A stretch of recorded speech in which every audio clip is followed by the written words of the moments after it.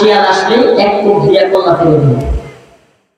এবার শিয়াল তো অতি চালাক, মুরগি নিয়ে দিছে দৌড়। ওই যে খামারের যে কৃষক, উনি কূপ দিছে ঠিকই, কল্লায় নাড়াই গিয়া লাগছে ল্যাঞ্জার মধ্যে। ল্যাঞ্জার মধ্যে লাগার পরে শিয়ালের লেজ কেটে গেছে, দৌড়ে সব শিয়ালের মধ্যে ওই শিয়ালটা চলে গেছে।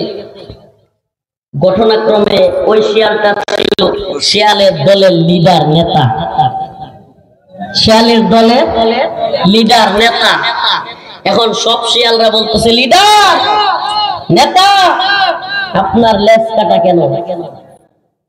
সে মনে মনে চিন্তা করতেছে, যদি ঘটনা সত্যি সত্যি প্রকাশ করি যে আমার লেজ কৃষকে কাইটা দিছে, মুরগি চুরি করতে গেছিলাম, তাইলে তো আমার নেতামি টিকে থাকবে না। তাইলে কি করা যায়? কয় নেতামি টিকায় রাখার জন্য শিয়াল একটা বুদ্ধি তৈরি করলো। কি সেই বুদ্ধি? সে সকল শিয়ালদেরকে বলল, আজকের এই দিনে যে ইচ্ছাকৃতভাবে নিজের লেজ কাটবে, সে আগামী 100 বছর আমাদেরকে নেতৃত্ব দেবে। ঘটনাটা শুনে হাস্যকর লাগতেছে। ওই পশ্চিমারা হলো লেজ কাটা শিয়ালের মতো, যারা কিনা তাদের নারীদেরকে বাজারের পণ্য বানিয়েছে, যারা কিনা নারীদেরকে ফর্ম স্টার বানিয়েছে, যারা কিনা নারীদেরকে যেখানে মন চায় ইউজ করে ফেলে দিচ্ছে। যেই সমাজের মধ্যে, পশ্চিমা সমাজের মধ্যে এখন নারীদেরকে কেউ বিয়ে করতে চায় না, নারীরা এখন ব্যবহৃত টিস্যুর মতো ইউজ হচ্ছে। কে কার বাবা সন্তান সেটা বলতে পারতেছে না। অবাধ জিনা ব্যভিচারে লিপ্ত হচ্ছে, যার যখন মন চায়, যাকে মন চায় বয়ফ্রেন্ড গার্লফ্রেন্ড বলে নিয়ে যাচ্ছে, অবাধ যৌনাচারে লিপ্ত হচ্ছে। আর দিন শেষে সমাজ ব্যবস্থা ধ্বংস হচ্ছে, পারিবারিক সিস্টেম ধ্বংস হচ্ছে। এক জারজের প্রজন্ম তৈরি হচ্ছে। কোন প্রজন্ম? জাওরার প্রজন্ম। পশ্চিমে জাওরাদের অভাব নাই। আপনি কি জানেন, আফগানিস্তানে পশ্চিমারা যখন হামলা করলো, আমেরিকা সহ পশ্চিমারা যখন আফগানের তালেবানের উপর হামলা করলো, তখন তালেবানের সাথে 2001 সালে যুদ্ধ শুরু করলো। কিছুদিন যাওয়ার পরে আমেরিকার অনেক সৈন্যরা পাগলের মতো হয়ে গেছে। বড় বড় যারা বুদ্ধিজীবী, বড় বড় যারা মাস্টার মাইন্ড পশ্চিমাদের, তারা চিন্তা করলো এটার কারণ কি।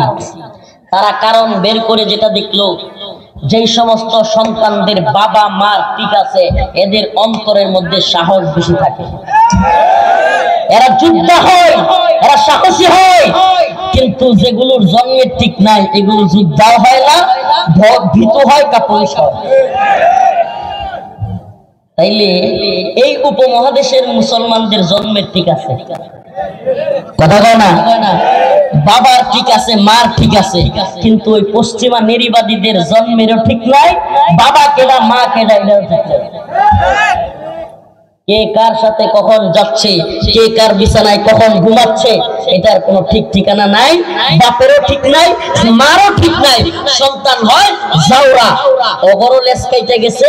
এখন আমাদের পরিবার, আমাদের সমাজের লেজ কাটার চেষ্টা করতেছে। কেমনে লেজ কাটার চেষ্টা করতেছে? কেন আজকে আলোচনাটা নিলাম? আজকে নিউজ আপনাদেরকে শোনাই। হয়তো যারা সচেতন মহল আছেন, অনেকেই হয়তো এই নিউজগুলো দেখেছেন, কিন্তু যারা জানেন না, দেখেন নাই, তাদের জন্য এই নিউজটা খুবই গুরুত্বপূর্ণ। আমাদের আজকে প্রধান উপদেষ্টার কাছে নারীবাদীরা যৌনকর্মীদের শ্রমিক হিসেবে স্বীকৃতি দেওয়ার সুপারিশ। যৌনকর্মীদের এই কথা যদি কারো বুঝে না এসে থাকে, এই আলোচনা, আপনার লজ্জা হওয়া উচিত। এটা আমার মা বোনের জন্য যৌনকর্মী হিসেবে স্বীকৃতি দেওয়া এই মুসলিম সমাজে, এটা কি তার জন্য সম্মান নাকি এটা তার জন্য লজ্জা? বলেন, থেকে সম্মানের না লজ্জার? গার্মেন্টস কর্মী, সোয়েটার কর্মী, এখন এরকম ভাবে যৌন কর্মী, নাউজুবিল্লাহ। যৌন যদি কর্মী হয়, তাইলে যেই কাজটা করে এটা মনে হয় একটা কাজ। নাউজুবিল্লাহ।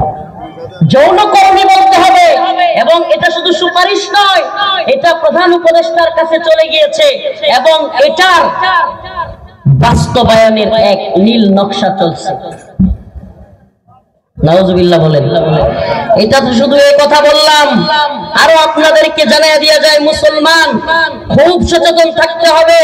আমি এজন্য প্রায়ই বলি, কেউ বলে ৭১, কেউ বলে ২৪, কেউ ৭১ গল্প শোনায়, কেউ ৭১ চেতনার গল্প শোনায়, কেউ ২৪ নতুন স্বাধীনতার গল্প শোনায়, কিন্তু বাস্তবতা হলো ও জাতি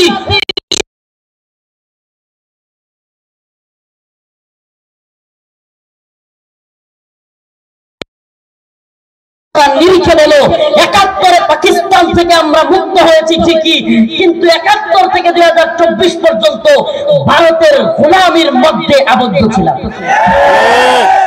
পাকিস্তানের গোলামি থেকে মুক্ত হইয়া কাদের গোলামি করলাম? এটা কোন স্বাধীনতা? এখন ২০২৪ সালের পরে যদি আবার আমেরিকার গোলামি করতে হয়, এই নিয়ে স্বাধীনতা? কথা মনে হয় বুঝেন নাই, নাকি বুঝাইতে পারি নাই? এই দেখেন, আমাদের মুসলমানদের উত্তরাধিকার আইন নিয়ে টান দিছে। এই কথাগুলো খুবই জরুরি। লিখেছে মুসলমানদের উত্তরাধিকার আইন বাতিল করতে হবে, নারী পুরুষের সমান সম্পত্তি দিতে হবে। কল্পনা করা যায়? মুসলমানদের পারিবারিক আইনগুলোতে হাত দিয়ে ফেলছে। ইউসিকুমুল্লাহু ফি আওলাদিকুম লিযাকারি মিসলু হাজ্জিল উনসায়াইন। উলামায়ে কেরাম এখানে উপস্থিত, আল্লাহর কোরআন যেখানে বলতেছে তোমাদের দুইজন কন্যা সন্তানের সমান সম্পত্তি পাবে একজন ছেলে। কয়জন? আমার মা ও বোনেরা বলবে, হুজুর নারীরাও সমান সম্পত্তি পাইলে সমস্যা কি? আমি আপনার কাছে জানতে চাই, স্ত্রীর হক আদায় করা, স্ত্রীর ভরণ পোষণ, খাওয়া দাওয়া, শাড়ি গহনা সবকিছু দেওয়ার দায়িত্ব কার? বলেন কার? ঈদে কুরবানি দেওয়ার দায়িত্ব, সাদাকা ফিতরা দেওয়ার দায়িত্ব কার? সন্তানের ভরণ পোষণের দায়িত্ব কার? সব দায়িত্ব যার। তারে যদি আপনি সমান দেন, তাহলে বিষয়টা অনেকটা এমন হয়ে গেল। একটা ছোট্ট উদাহরণ দিয়ে বুঝাবো। উদাহরণ দিব, কারে দিয়ে দেখাবো, কষ্ট নিয়েন না আবার। কারে দিয়ে বুঝছেন? সভাপতি কিনা? আচ্ছা, সভাপতি সাহেব আর আমি। মনে করেন সভাপতি সাহেব কথার কথা 1 কেজি চালের ভাত খাইতে পারে। কতটুকু? মনে করে খাইতে পারে। আর আমি খাইতে পারি আধা পোয়া। কতটুকু বলেন না? কতটুকু? 1 পোয়া অর্ধেক। সভাপতি সাহেব খাইতে পারে আধা কেজি, আমি খাইতে পারি আধা পোয়া। একটু উদাহরণ তো সুন্দর ভাবে বুঝবেন, মা বোনেরাও বোঝার দরকার আছে যদি আমার কথাগুলো আপনাদের কানে যায়। এখন মনে করেন এই হুজুর আমাদের দুইজনকে দাওয়াত দিছে, সভাপতি সাহেবরেও আমারেও দাওয়াত দিছে ওনার বাড়িতে দাওয়াত খাওয়ার জন্য। এই কথা বলবেন না। এখন আমরা দুইজনকে দাওয়াত দেওয়ার পরে সভাপতি সাহেব এবং আমি যখন গেছি, উনি বললেন যে মাদানী সাহেব, সভাপতি সাহেব, আমি দুইজনের জন্য 1 কেজি চালের ভাত রান্না করছি। কত? 1 কেজি। সভাপতি সাহেব খাবে আধা কেজি, হাফ কেজি আপনিও খাইতে হবে হাফ কেজি। দেখতে মনে হয় না সমান অধিকারই তো দিছে? ঠিকই দিক না? আমি তো খাইতে পারি আধা পোয়া। আধা পোয়া খাওয়ার পরে আমার তো পেটে আর যায় না। এখন যদি উনি লাঠি নিয়ে বৈশা খাওয়ায় যে মাদানী সাহেব সমান অধিকার, আপনারা আধা কেজি খাইতে হবে, এখন এই খাওয়া আমার জন্য কি আনন্দের হবে নাকি আযাবের হবে? কথা কয় না? উনি তো ঠিকই আধা কেজি খাইয়া বসে আছে, কারণ ওনার শরীর স্বাস্থ্য সব ওইরকম আছে, আধা কেজি খাইতে পারবে। কিন্তু আমি তো আধা পোয়া খাওয়ার পরে আর কি করতে পারি না, খাইতে পারি না। মনে করেন ঠিক একটু উল্টায় দেন বিষয়টা। উনাকেও মনে করেন আধা পোয়া দিল, আমাকেও আধা পোয়া দিল। উনি বললো যে ঠিক আছে, দুইজনকে সমান অধিকার, আধা পোয়া করে দেওয়া হলো। আমি তো আধা পোয়া খাইছি, পেট ভরে গেছে, আলহামদুলিল্লাহ বলতেছি, শুকরিয়া আদায় করতেছি। কিন্তু সভাপতি সাহেব মনে মনে নারাজ, বলতেছে কি খাওয়াইলো, পেটের এক সাইডই বললো না। কথা কয় না? কারণ উনি তো খাইতে পারবেন কতটুকু? আধা কেজি, হাফ কেজি। তো আমার উদাহরণটা বুঝছেন? আমি খাইতে পারি আধা পোয়া, আমার তো পেট ভরে গেছে, কিন্তু উনি খাইতে পারেন আধা কেজি, উনার তো পেট ভরে নাই। উনার মনের মধ্যে কষ্ট থাকবে, মনে করবে হায় রে, সমান তো দিলি কিন্তু সুন্দর বন্টন করতে পারলি না। প্রিয় ভাইরা আমার, বন্ধুগণ আমার, সমান অধিকার আর সুষম বন্টন এক জিনিস না। বলেন না, সমান অধিকার আর সুষম বন্টন, সুন্দর বন্টন দুইটা কি না? বলেন কি না? এক জিনিস না। যার যতটুকু প্রয়োজন ততটুকু দেওয়ার নাম হলো সুষম বন্টন কিংবা সুন্দর বন্টন, আর যার যতটুকু নেওয়ার ক্ষমতা নাই তাকে ততটুকু চাপায়া দেওয়া হলো সমান অধিকারের নামে বোঝা চাপায়া দেওয়া। কিসের সমান অধিকার? আজকের নারীবাদীদের কাছে জানতে চাই, এই চৈত্র মাসের ভর দুপুরে ঢাকার রাস্তায় গরমের তীব্রতার মধ্যে কোন নারী আছে যে রিক্সা চালাইতে পারবে প্যাডেল মাইরা? তাইলে এই চৈত্র মাসের ভর দুপুরে পুরুষরাও রিক্সা চালায়। এখন ঘরের যে পুরুষ আছে, স্বামী যদি কয় কিরে সমান অধিকার তো, রিক্সা 6 মাস আমি চালাবো, 6 মাস তুই চালাবি, উপায় আছে আমাদের মা বোনদের? সমান অধিকার নিয়ে চিল্লাম, যাকে যেটা দেওয়া উচিত। আরে নারীকে সৃষ্টি করেছেন কে? পুরুষকে সৃষ্টি করেছেন কে? স্রষ্টাই তো জানেন, আল্লাহই তো জানেন কাকে কতটুকু দিলে ইনসাফ হবে। এই নারীবাদীরা, এই শয়তানের দল বুঝাতে চায় যে আল্লাহ সুন্দর বন্টন জানে না। শিরক, এটা কুফর। আল্লাহ সুন্দর বন্টন জানে না, এটা বলা কি? বাসের মধ্যে নারীদের আলাদা সিট আছে না নাই? ট্রেনের মধ্যে নারীদের আলাদা সিট আছে না নাই? এখন দেখা যায় বিভিন্ন জায়গায় টয়লেটের মধ্যেও মহিলাদের জন্য আলাদা জায়গা আছে না নাই? যদি সমান অধিকার হয় আর একই বাথরুমে দেয়, হঠাৎ করে এক পুরুষ যদি দরজা খুলে ঢুকে যায়, আপনাকে তো সমান অধিকারের চিন্তা করলে সবকিছু চিন্তা করতে হবে, তো পাগলের মতো চিন্তা করলে তো হবে না। আপনি হলেন নারীবাদী, আপনার শয়তানি দিয়ে পৃথিবী চলে না। আল্লাহ পাক জানেন আমি দুনিয়া সৃষ্টি করেছি, আমি মানুষ সৃষ্টি করেছি, আমি নারীকে সৃষ্টি করেছি, আমি পুরুষ সৃষ্টি করেছি। আমি জানি কাকে কি দিতে হবে, কতটুকু দিলে ইনসাফ হবে। শুধু কি বাথরুমে আর বাসে আর ট্রেনের মধ্যে আলাদা, সংসদেও আলাদা। সংরক্ষিত নারী আসন নাই, কথা কয় না সংরক্ষিত নারী। এখন যদি বলেন যে নারীদের বাসের সিট লাগবে না, আমরা নারীবাদীরাই সব জায়গায় সমান অধিকার, শত শত পুরুষের লোকে ট্রেনের মধ্যে যাতাযাতি করে উঠতে পারবে?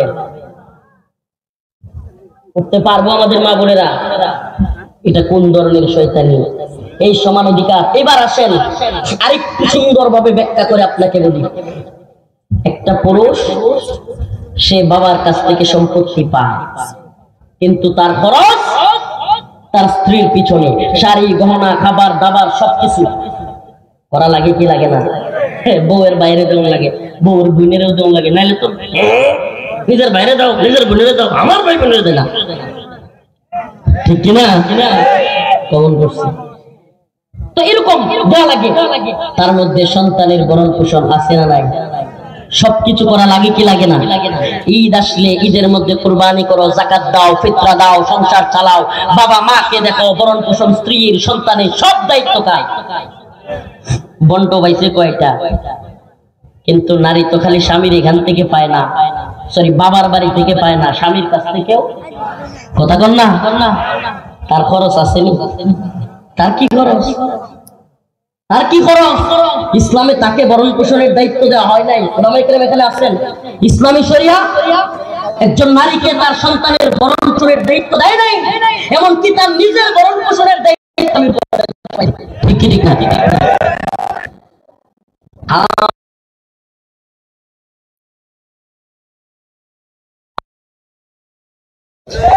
সুবহানাল্লাহ বলবেন না? নারীরা সম্মানী, নারীরা ঘরের রানী, সুবহানাল্লাহ কর। স্ত্রীরা কি ঘরের রানী, তাদেরকে অসম্মান করা যাবে না, তাদেরকে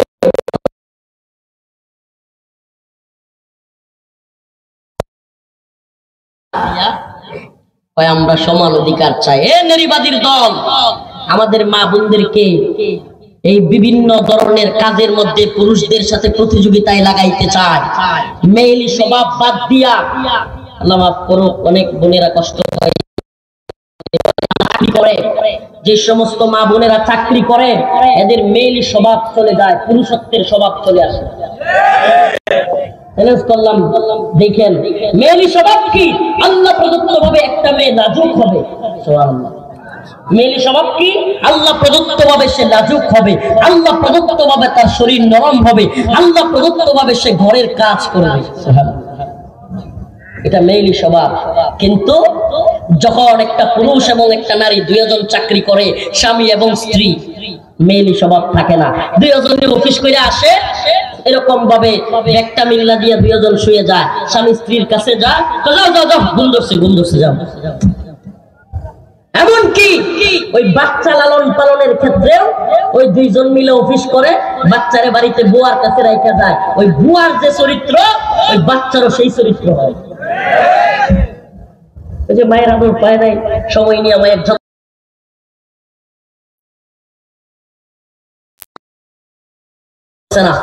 তিনি বলেছিলেন, আমাকে একটা শিক্ষিত ভদ্র মা দাও, আমি তোমাকে একটা সুন্দর পৃথিবী উপহার দিব। সুবহানাল্লাহ। এই কথাটা উনি কেন বলেছেন? মা যদি ভালো হয়, সন্তান অবশ্যই ভালো হবে। যে মায়ের পেট জীবনে কোনদিন কোন পর পুরুষ দেখে নাই, সেই মায়ের গর্ভ থেকে জন্ম নেবে আব্দুল কাদের জিলানী, সেই মায়ের গর্ভ থেকে জন্ম নেবে শাহজালাল মুজাররদ আমিনী। আর পেট দেখায়া, পিঠ দেখায়া, নাভি দেখায়া, শরীরের বাস দেখায়া যদি ঘুরে, ওই মা বোনের গোট থেকে কোন আল্লাহর ওলি জন্ম নিবে না, কোন বড় আলেম জন্ম নিবে না। প্রিয় ভাইরা আমার, বন্ধুগণ আমার, খারাপ দিক থেকে নামগুলো না বললাম, এটা হুজুরের যে নাম কইছেন না, এটা একটা গন্ডগোল হয়ে গেছিল, জানেন আপনি হুজুর? না না, হুজুর বলছিল ডিপজল। তো আমির হামজা ভাই এই নাম বলছিল, বুঝছেন? মজার ঘটনা কই, ডিপজলে গিয়ে একদিন ধরছে আমির হামজা ভাই, মুফতি আমির হামজা হুজুরকে ধরছে। নাম বলতে গেলে কিছু ঝামেলা থাকে। শাহেদের নামে ওয়াজ করছিল, শাহেদের নাম শুনছেন না? ওই যে করোনার টিকার কেলেঙ্কারি, শাহেদ আলম রিজেন্ট হসপিটাল নাকি, ওই হাসপাতালে ঘটনাক্রমে আমি এবং আমির হামজা ভাই, মাওলানা মামুনুল হক দামাত বারকাতুহু বা অন্যান্য আলেমরা নিচতলায়, শাহেদ হলো আমাদের একই বিল্ডিং এর উপরের তলায়। এখন হঠাৎ কইরা আমি, মুফতি আমির হামজা ভাই, মুফতি ইলিয়াস হামিদি সাহেব কারাগারে কেরানীগঞ্জে রুমে শুয়ে রয়েছি, হঠাৎ করে শাহেদ আয়েশা আমির হামজা ভাইরে ধরছে। হুজুর আপনি জানেন আমার পরিবারের অবস্থা, হুজুর আপনি জানেন আমাকে হাসিনা ফাঁসাইয়া দিছে। আমির হামজা ভাই কি জবাব দিবে? বলতেছে, হুজুর বলেন, কোন হসপিটালের মালিক কি করোনার টিকার সার্টিফিকেট দেয় না ডাক্তারে দেয়? জবাব আছে তো? জবাব তো নাই। আপনি কি নিকুশি গোষ্ঠী জানেন কি জানা নাই? প্রিয় ভাইয়েরা আমার, বন্ধুগণ আমার, খারাপ মানুষগুলো ভালো পথে ফিরে আসুক, সেই দোয়া করি, বলেন আমিন। তো যে কথাটা বলতেছিলাম, কোথায় ছিলাম বলেন তো? ওয়ারিস, না না ওয়ারিস, মা ভালো হলে সন্তান ভালো। এই যে ওয়ারিসারা, সম্পত্তির বিষয় যেটা বললাম, যে খরচের দায়ভার সম্পূর্ণ পুরুষের, নারীর খরচের দায়ভার নাই। কিন্তু আজকে এই নারীবাদী শয়তানেরা, এরা আইন প্রণয়নের জন্য সরকারের কাছে চাপ প্রয়োগ করতেছে।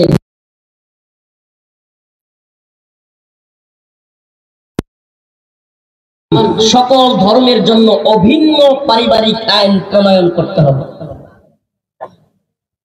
যেমন আমি বোঝাইতে পারিনি, নাউজুবিল্লাহ, সকল ধর্মের এক আইন, মানে কোরআনের কোন আইন আমাদের পরিবারে চলবে না, আমাদের পারিবারিক। এরপরে দেখেন আরো খতরনাক কি, 3 নাম্বারটা হলো জাতিসংঘ প্রণীত CEDAW সনদের অধীনে বিবাহ ও পারিবারিক ক্ষেত্রে আইনের বাস্তবায়ন।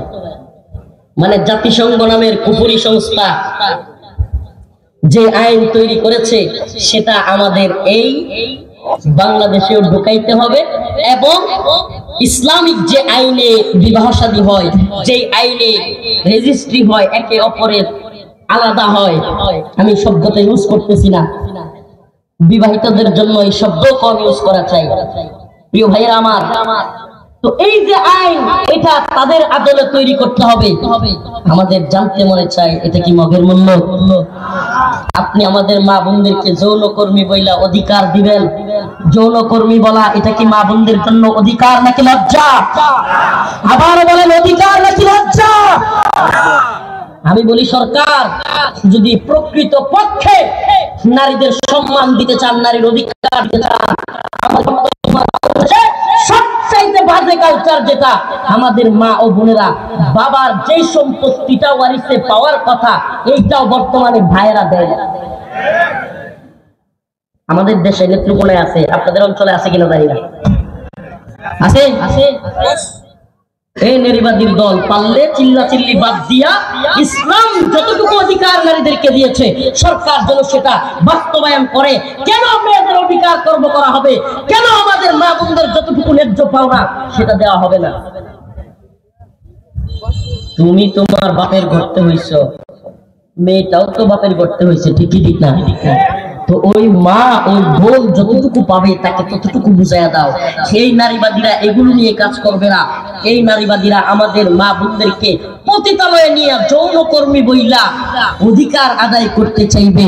ও মুসলমান ইমানদার, যৌনকর্মী হওয়া কোন মেয়ের জন্য সম্মানের নয়, এটা লজ্জার। অতএব যৌনকর্মী বলা বাদ দিয়া, আমি তো বলি এখন আবার মা বোনেরা নারাজ হয় কিনা, কিন্তু কইতে তো হইব, فانكحوا ما طاب لكم من النساء مثنى وثلاث ورباع। আল্লাহর ফয়সালা, বিয়ে করো তোমরা দুইটা, তিনটা, চারটা। সুবহানাল্লাহ বলেন। একটা হিসাব দেই, আপনারা আশ্চর্য হয়ে যাবেন এই হিসাব শুনলে। এটা 2022 সালের আদমশুমারি অনুযায়ী হিসাব। 2022 সালে আদমশুমারিতে পাওয়া গেছে যে বাংলাদেশের মোট জনসংখ্যা 16,51,58,616 জন। বাংলাদেশে 2022 সালে কত? 16,51,58,616 জন। এর মধ্যে পুরুষের সংখ্যা 8,17,12,824 জন এবং নারীর সংখ্যা ছিল 8,33,47,206 জন। অর্থাৎ নারীর সংখ্যা পুরুষের চাইতে 16,34,382 জন বেশি। 16,34,382 জন কি? তাইলে ওদেরকে কে বিয়ে করবে? দুষ্টামি মনে করছেন? একটা একটা করে যদি সমস্ত পুরুষ বিয়ে করে বাংলাদেশে, তাইলে ওই 16,34,382 জন মেয়েকে কে বিয়ে করবে? নাউজুবিল্লাহ। তখনই তো ওদের জন্য পতিতাবৃত্তি করতে হবে। বুঝলাম না, কথাটা ভালো লাগলো না, কথাটা ভালো লাগলো না। আরে ভাই, আদমশুমারির হিসাব, আদমশুমারির হিসাব বাংলাদেশের 16,34,000 2022 সালে মহিলা পুরুষের চাইতে বেশি। যদি প্রত্যেক পুরুষ একটা করেও বিয়ে করে তাহলেও বাকি থাকবে কত লাখ?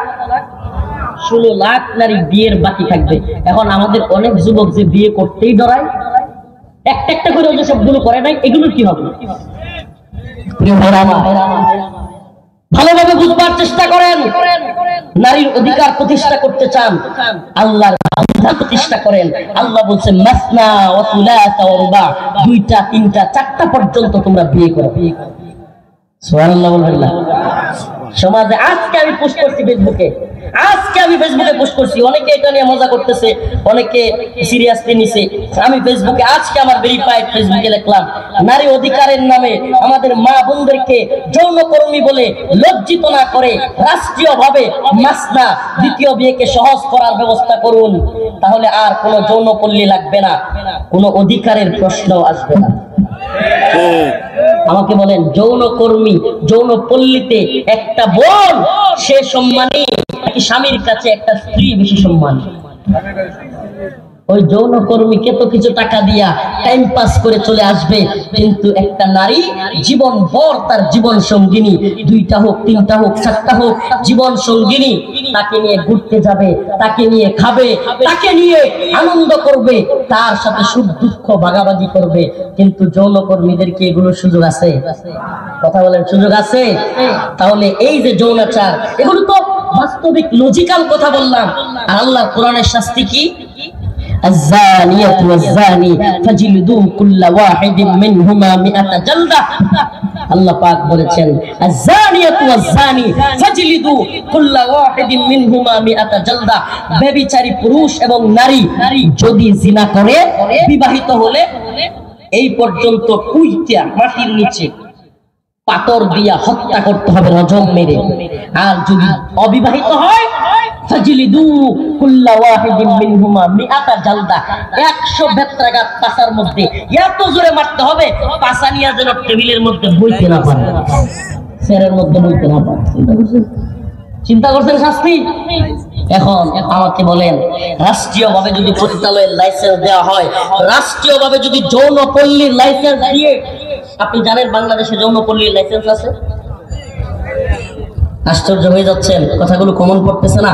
এখন যদি আমাদের মা বোনদেরকে আবারও যৌনকর্মী বলে সাব্যস্ত করা হয়, আমার জানতে মনে চাই, ও নওগাঁর রাজশাহীর মুসলমান, আমরা হাসিনার বিরুদ্ধে কেন বক্তব্য দিয়েছিলাম?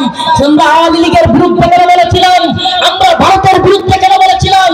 ভালোভাবে বুঝবেন, আমরা হাসিনা ব্যক্তি হাসিনার বিরুদ্ধে ছিলাম না, আমরা দল আওয়ামী লীগের বিরুদ্ধে ছিলাম না, আমরা দেশ ভারতের বিরুদ্ধে ছিলাম না, আমরা ভারতের নীতির, আওয়ামী লীগের নীতির, হাসিনার নীতির বিরুদ্ধে ছিলাম। কি সেই নীতি? নীতি হলো আলেমদেরকে জেলে ভরা, রিমান্ডে নেওয়া, ইসলাম বিরোধী আইন প্রণয়ন করা। ওই যে মুরাদ, হাসিনার মন্ত্রী, সে বলে রাষ্ট্র ধর্ম ইসলাম আমি মানি না। যখন তারা ইসলাম বিরোধী তৎপরতা চালালো, ভারতের নির্দেশে, রয়ের নির্দেশে বাংলার জমিনে হিন্দুত্ববাদী শাসন প্রতিষ্ঠার চেষ্টা চালালো, তখনই আমরা হাসিনা, আওয়ামী লীগ এবং ভারতকে উৎখাত করবার জন্য সর্বাত্মক চেষ্টা চালালাম, জেলে গেলাম, রিমান্ডে গেলাম, প্রয়োজনে ফাঁসির কাস্তে ঝুলতে রাজি ছিলাম। এদেশের আলেম ওলামারা জীবন দিল, যেই কারণে দিল এদেশে যেন কেউ ইসলাম বিরোধী তৎপরতা চালাতে না পারে। আমি ইন্টারিম গভর্নমেন্টকে বলি, বর্তমান সরকারকে বলি, হুঁশিয়ার হয়ে যাও, সাবধান হয়ে যাও। ইসলাম বিরোধী কোনো আইন প্রণয়ন করতে চাইলে হাসিনার মতো তোমাদের বেহাল দশা হবে।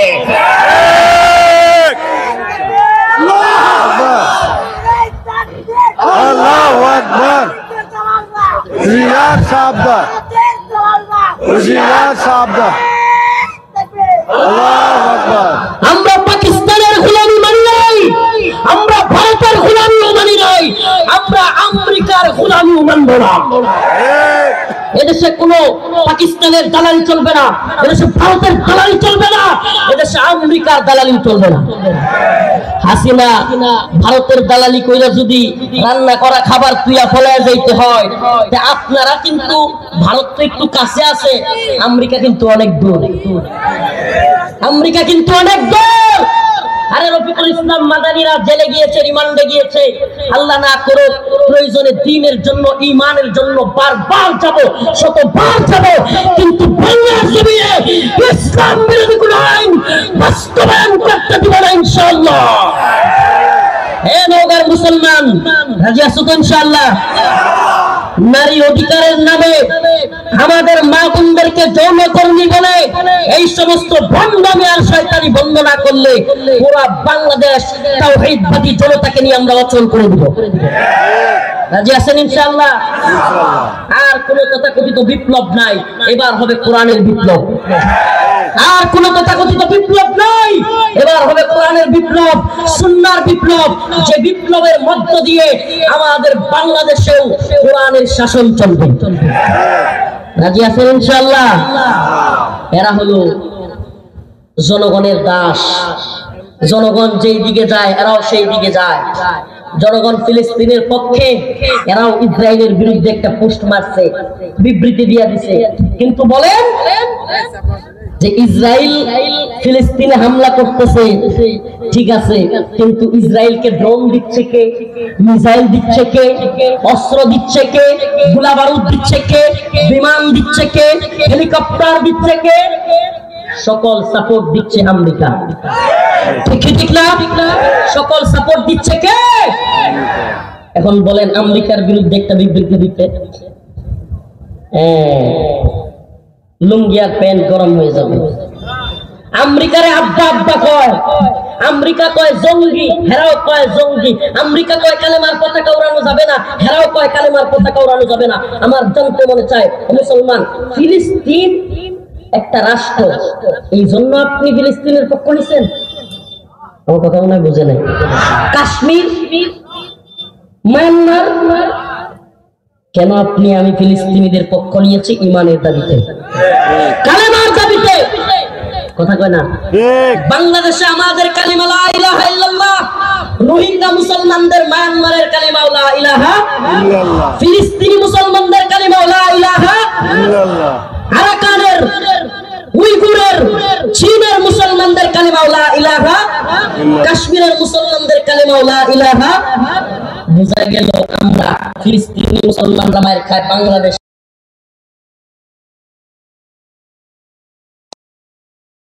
কারণে বলেন না, কোন কারণে? কালেমার কারণে। যদি কালেমার কারণে আমরা কষ্ট পাইয়া থাকি, কালেমার কারণেই রাস্তায় নেইমা থাকি, কালেমার পতাকাই যদি উড়াইতে না পারি, এর চাইতে বড় গোলামি আর কিছু হতে পারে না। তো আমি তো বারবার বলি, আমরা ভারতের গোলাম না, আমরা আমেরিকারও গোলাম না, আমরা কার গোলাম? বলে না, কার গোলাম? অতএব আল্লাহর গোলামরা কালেমার পতাকা উড়াইতে ভয় পায়। কোন একদিন এদেশের আকাশে কালেমার পতাকা উড়বে ইনশাআল্লাহ। কোন একদিন এদেশের আকাশে কালেমার পতাকা উড়বে, সেদিন সবাই খোদাই বিধান পে দুঃখ বেদনা ভুলবে। রাজি আছেন তো ইনশাআল্লাহ? আমাদের স্বাধীনতা সেদিনই আমরা পাবো, যেই দিন ঈমানের কালেমার স্বাধীনতা পথ করে উঠবে।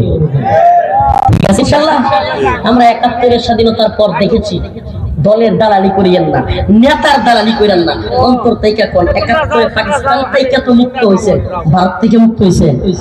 আরে মিয়া, ৭১-এ পাকিস্তানের কাছ থেকে যেই অস্ত্রগুলো উদ্ধার করা হয়েছে, এগুলো বাংলাদেশে দেয় না, ভারত হয়ে গেছে। ভারত হলো পৃথিবীর সবচাইতে বড় চোর রাষ্ট্র, আর আমেরিকা হলো পৃথিবীর সবচাইতে বড় সন্ত্রাসী রাষ্ট্র। আমেরিকা তালেবান রে কয় সন্ত্রাসী, হামাস রে কয় সন্ত্রাসী। আমি বলি হামাস তালেবান সন্ত্রাসী না, মূল সন্ত্রাসী বলি তোরা। সবচাইতে বড় জঙ্গি হলো আমেরিকা, পৃথিবীর সবচাইতে বড় সন্ত্রাসী হলো আমেরিকা। ঠিক কথা মনে বুঝেন নাই? কেন?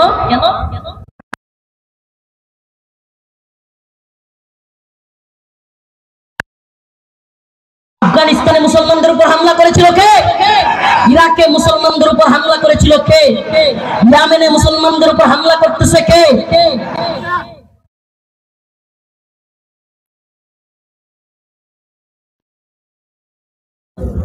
মানবাধিকার